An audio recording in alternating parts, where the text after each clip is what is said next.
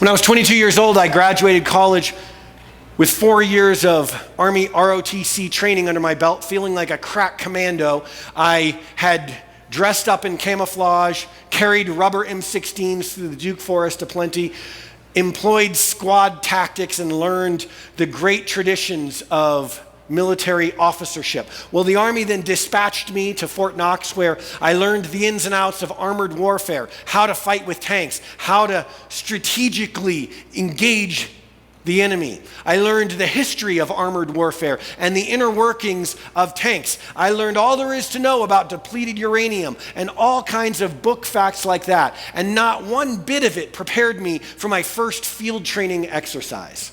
I got to Fort Carson, Colorado, just south of Colorado Springs, and the first week I was here was sent downrange to the big open kind of semi-arid desert terrain of southern Colorado with 15 soldiers and 4 tanks under my charge, feeling like I was ready to win World War III.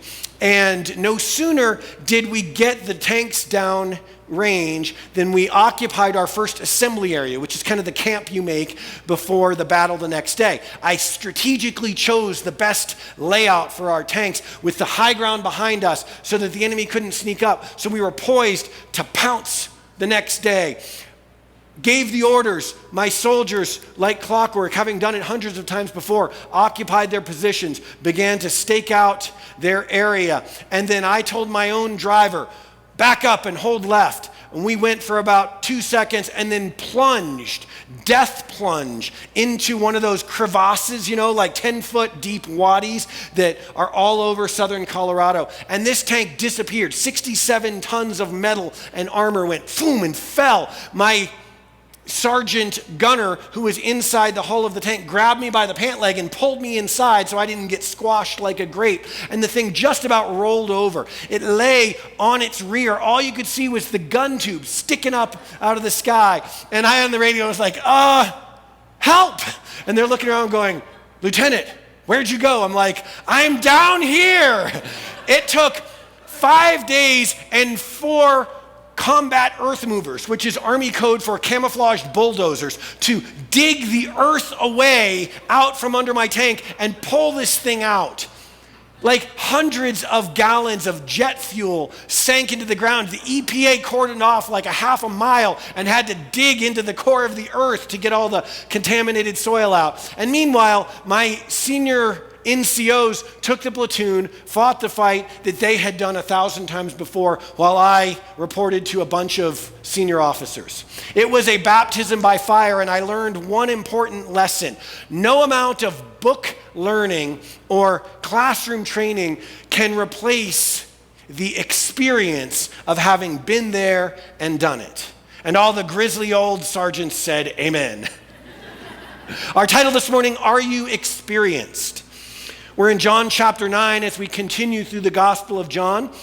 Verse 1 says, as Jesus was walking along, he saw a man who had been blind from birth. Rabbi, his disciples asked him, why was this man born blind? Was it because of his own sins or his parents' sins? Okay, pause for a second. How can he be born blind because of his own sins? Is this sort of like a previous life dynamic? Are they getting their religions confused? You chalk this up into like the disciple moron question pile, right? But Jesus dignifies it. He says it was not because of his sins or his parents' sins. This happened so the power of God could be seen in him. That's why this happened. Tuck that away. We must quickly carry out the tasks assigned us by the one who sent us. The night is coming and then no one can work. But while I am here in the world, I am the light of the world. Jesus repeating the refrain from last week's study in John chapter 8. One of his great towering I am statements. Here he says it again.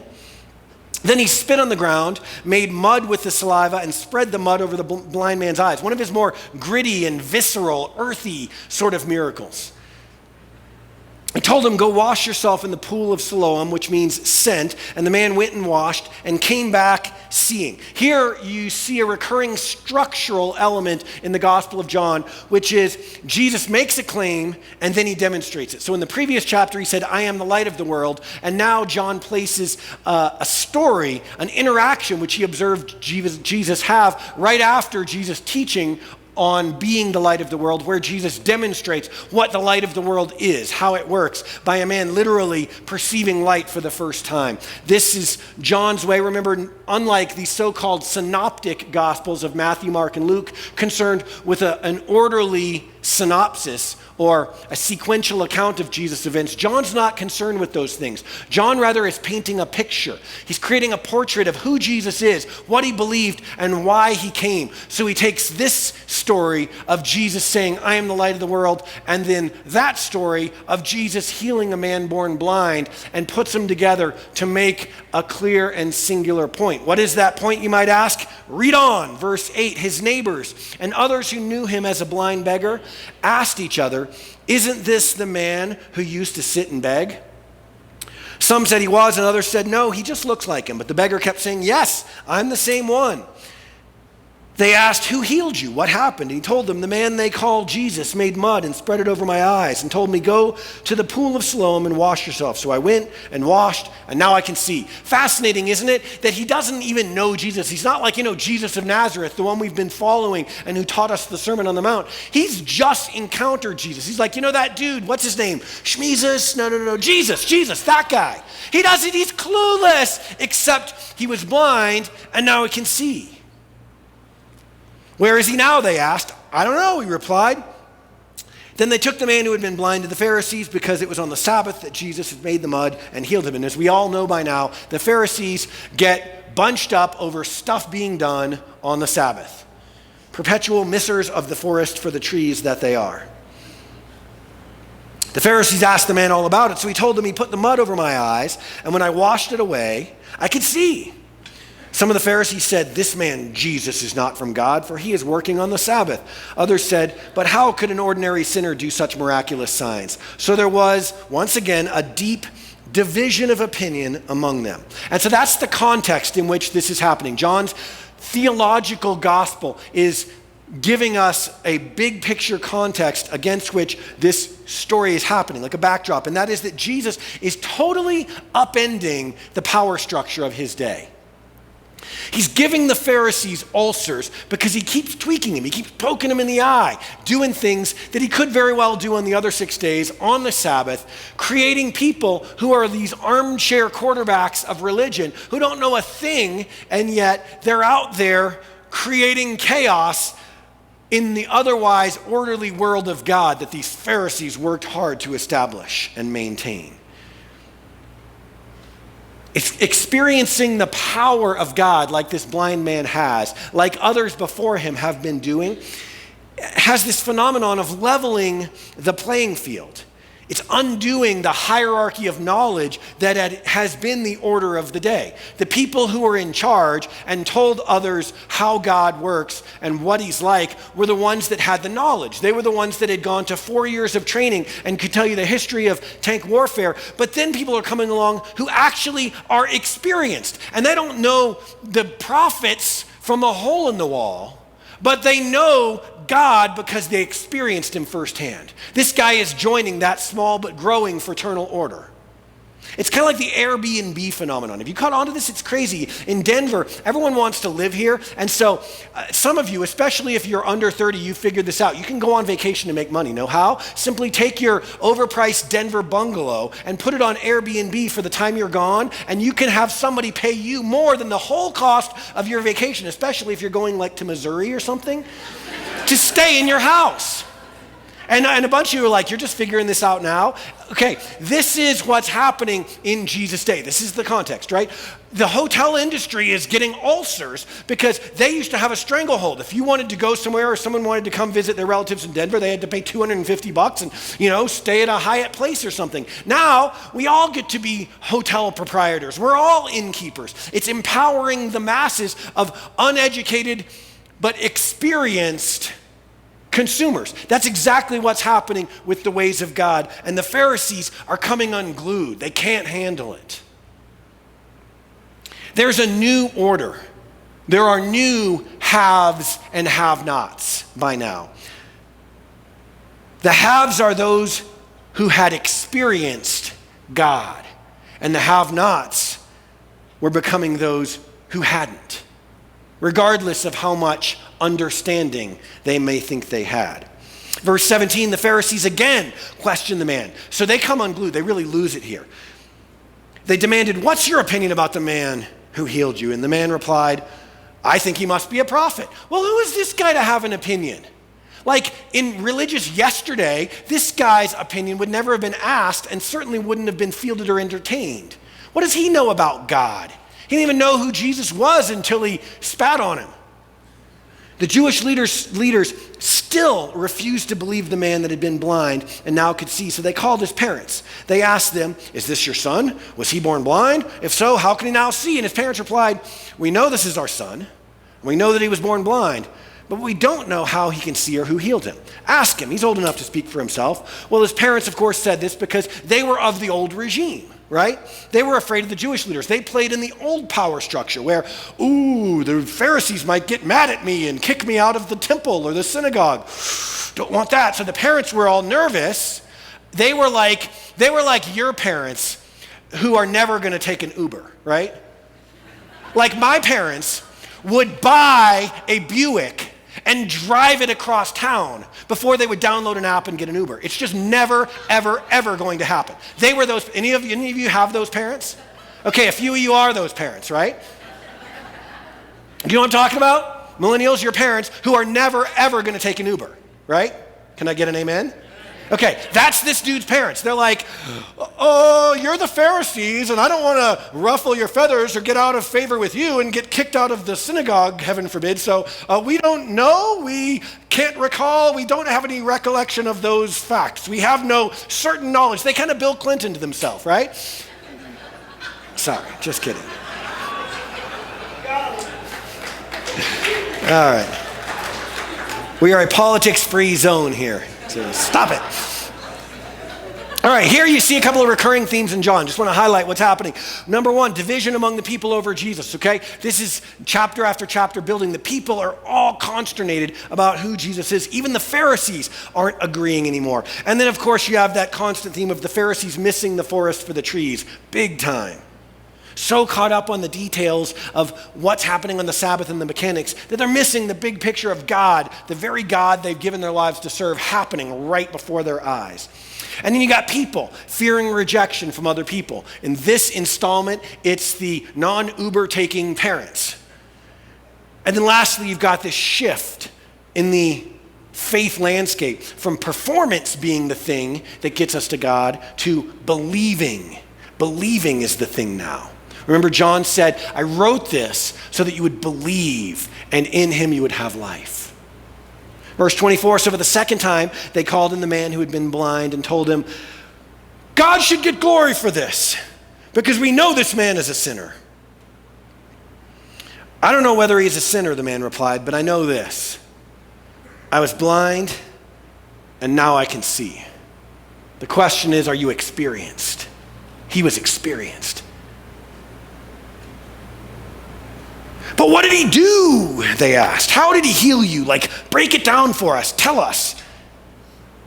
"Look," the man exclaimed, "I told you once. Didn't you listen? Now he's getting emboldened. Why do you want to hear it again? Do you want to become his disciples too?" Ooh. I can imagine everyone else going, ooh. And then they got their Pharisee on at that point. They cursed him and said, "You are his disciple, but we are disciples of Moses." "We know God spoke to Moses, but we don't even know where this man comes from." "Why, that's very strange," the newly minted representative of God replies. "He healed my eyes, and yet you don't know where he comes from. We know that God doesn't listen to sinners, but he's ready to hear those who worship him and do his will." We know this. Who? We, the masses. We, the people you've condescended to all this time. We, the morons that you think couldn't possibly know anything about God unless you dropped the pearls of wisdom on us. We know these things. All of a sudden, he's emboldened. He's emboldened. He's ministering. Ever since the world began, he's on a roll now. No one has been able to open the eyes of someone born blind. This guy's preaching. If this man were not from God, he couldn't have done it. And their response is just to to run home to mama and go back to intimidation and control. You were born a total sinner, they answered. Are you trying to teach us? And they threw him out of the synagogue. They're like, well, take that. Get out of our synagogue. And he's like, all right, I didn't want to be. And his parents are like, if his grandmother could see, he's being kicked out of the synagogue. You know, the non-Uber riding parents are freaking out. The Pharisees are freaking out. But the guy heard Jesus maybe say, hey, a time is coming, chapter 4, just a little bit ago, and is now here where the true worshipers are going to worship not on a mountain, not in the synagogue, not in this building or anywhere else, but in spirit and in truth, because the Spirit is in them, and they're going to worship right where they are. So kick me out of the synagogue all you want. But that's all the cards they had to play, wasn't it? They wanted to get the mechanics of the transaction. They wanted to disprove his experience on technicalities, but they missed the heart of the matter, which was that God loved this guy. God loved him so much that he was willing to meet him right where he was and transform his life before he knew or said or did a single thing. And that's the big idea here. Jesus altered the quest for God by offering God's power up front. He changed mankind's pursuit of the divine by offering God's power right up front before we understood it, before we even believed it to be possible, let alone had done anything to deserve it. And the key verse is, of course, in 25, he said, I don't know whether he is a sinner, but I know this. I was blind, and now I see. He was experienced. Loads of people, as it turns out, were finding faith by first experiencing God's love. This guy was joining, like I said, this accidental, small but growing fraternal order of people who knew nothing except they knew everything because they experienced God. Mark chapter 1, a man with leprosy came and knelt in front of Jesus begging to be healed. If you're willing, you can heal me and make me clean, he said. Moved with compassion, Jesus reached out and touched him. I am willing. That's the love of God. Be healed. That's his power. Instantly, the leprosy disappeared. The man was healed, and Jesus sent him on his way with a stern warning, as Mark often records Jesus doing. Don't tell anyone about this. My time, he said elsewhere, has not yet come. Instead, he said, go through the religious process. Testify to the Pharisees and religious leaders. See if they'll see the forest. If they won't hear it from you, maybe from me, maybe they'll hear it from you. But the man instead went and spread the word, proclaiming to everyone what had happened. All of a sudden, he's running an Airbnb and making a killing. He's knighted, and from armchair quarterback, he's battlefield commissioned, and he's ministering the gospel. And look what happened. As a result, large crowds soon surrounded Jesus because this guy, who didn't know Jesus, the gospel, or anything else from a hole in the wall, this guy had experienced God. Mark chapter 5, as Jesus was getting into the boat, the man who had been demon-possessed, remember Legion with the 100 demons, begged to go with him, but Jesus said, no. Go home to your family and tell them everything the Lord has done for you and how merciful he has been. This man who is still figuring out some of the basics, not basics of the faith. I'm talking about basics of like hygiene. Yesterday, he was struggling to stay clothed. So he's still working out kindergarten level life. And Jesus, before he had anything figured out, sent him to do the work of the gospel. And this man went and proclaimed Jesus' kingdom. Why? Because he was experienced. It seems everyone's a God expert now. Everyone's a taxi. Everyone's a hotel. No wonder the Pharisees are in fits. Verse 35, when Jesus heard what had happened, oh, I love this. He found the man and asked, do you believe in the Son of Man?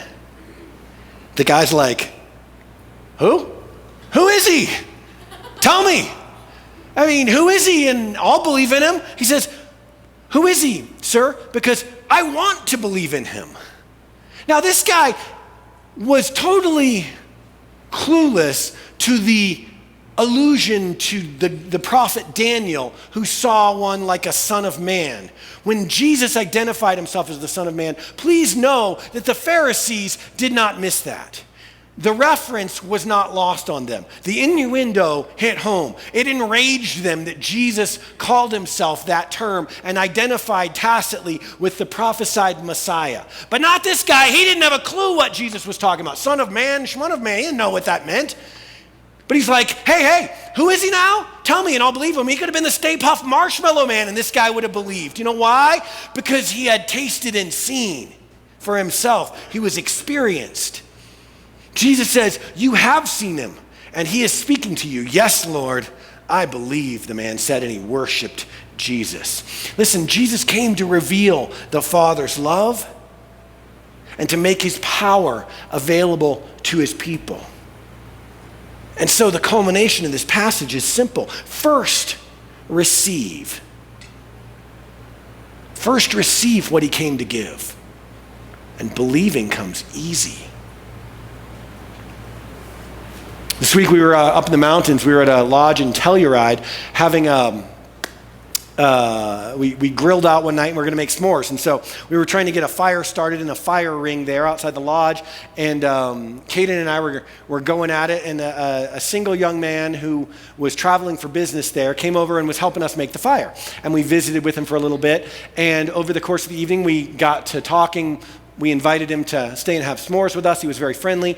And so Mari asks him, do you have any experience with church? And he opened up and shared about a hard road in life he's had and that recently he'd been attending a church seeking to understand God or make sense of the cosmos. And we talked for a time about the things that were on his mind, which were skepticism and doubt and plurality and relativism and all the philosophies of our day, and he was earnestly thinking them through. And at one point I sensed the Holy Spirit speak to me, and I said, you know what? I talked to him alone after a bit, and I said, I come from a similar background. He had sort of a technical engineering mind, and I said, I spent much of my young life trying to assimilate the facts of religion and then come to a conclusion about God. But every leap forward I've made in knowing God has not come, not one of them, from an intellectual pursuit or a question correctly answered, but rather from opening up my heart and experiencing God's love and then receiving his touch in my life and having him change me. Now, that's not to say that understanding isn't important. It's just that what I discovered, you're probably figuring out now a few months into this pursuit, and that is that for every one question someone can answer, you'll have 10 more to ask. You're never going to plumb the depths of God with your intellect.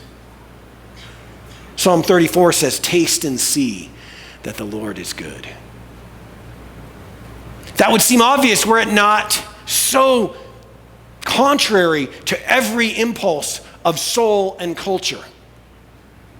Ours is to see, evaluate, assimilate, analyze, decide, and then taste, if we have time between activities. Taste only once we know exactly how that thing's going to taste, what it's going to do to us, once we've mitigated every possible risk, once we've ruled out every competing philosophy, then we'll taste. But you're never going to know God that way. God's invitation was made plain in Jesus Christ. This passage puts a fine point on it. Taste and see. See, this man, all he knew before believing was, I was blind and now I can see. But having experienced God, the very belief that perpetually tripped up the religious leaders, it came so easily for him.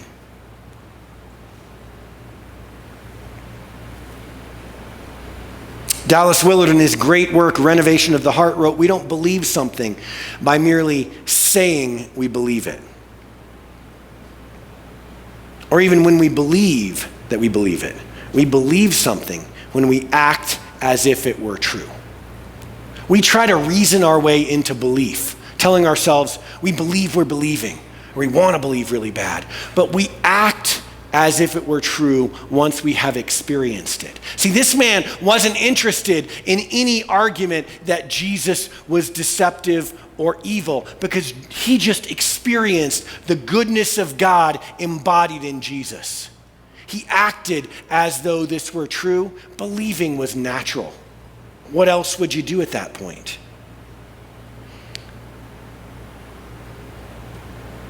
Jesus said, "Come to me. Come to me, all who are thirsty." What do we take this week? Well, I think the first takeaway is in caring for the people that God put in our life. Every one of us has a young man that we cross paths with at a hotel, or maybe somebody we work out next to at the gym, a neighbor, the person we work alongside every day. For some of us, maybe it's our family. We're the first ones to know Jesus. We've tried, when we're home at Christmas break, to slip in a little conversation about the gospel, but our dad can shoot us down every time. They know more than you do about the competing philosophies that ridicule the ancient path. And so we're like, well, I can't reason them into faith, so I'll just pray. Now listen, pray. But you're not done bearing witness to Jesus in their lives. Friends, you haven't even begun. Because the way they're going to come to faith is not by your carefully crafted argument. It's not by your defense of the faith, and it's not because you can answer every one of their questions. Listen, if you can answer 99, they're going to have 100th. There is an unknowability at the end of the day to God and the things of the Spirit and the cosmos and eternity. People are going to come to Jesus because through you, they experience God's love, just like people came to him because through Jesus, they experienced the love of God. And when you hold out God's love, it's an invitation to be touched by his hand, to receive his power, to have your lives changed.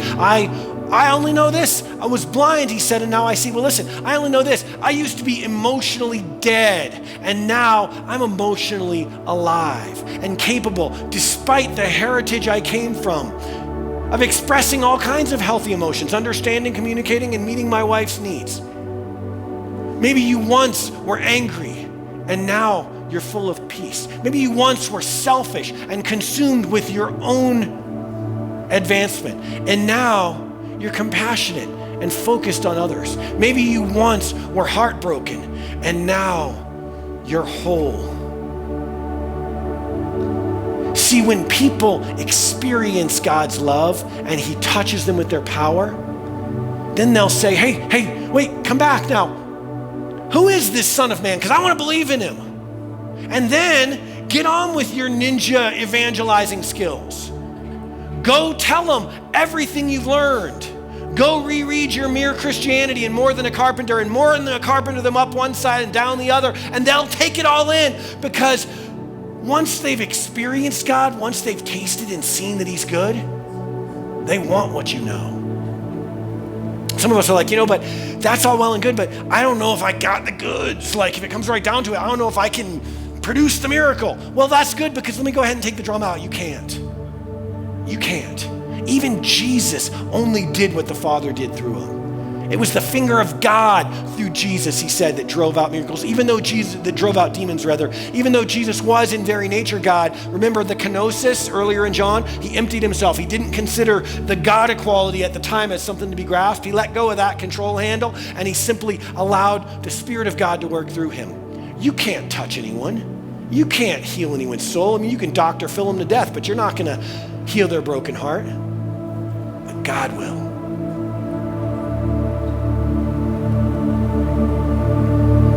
Willard continued, such wonderful words. Jesus did not send his students out to start governments or even churches as we know them today.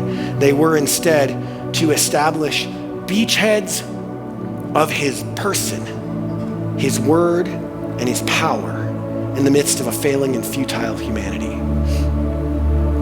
That's what you and I are. That's what our city needs. That's what our nation, bruised and bleeding, hurting and ashamed, That's what it means. Beachheads of the person of Jesus. Freely you have received, now freely give. Would you stand with me? Father, thank you for your faithfulness to us. Thank you for loving us so much that you sent Jesus. And Jesus, thank you for giving the Father's love and power so freely to us before we had it figured out, before we deserve anything.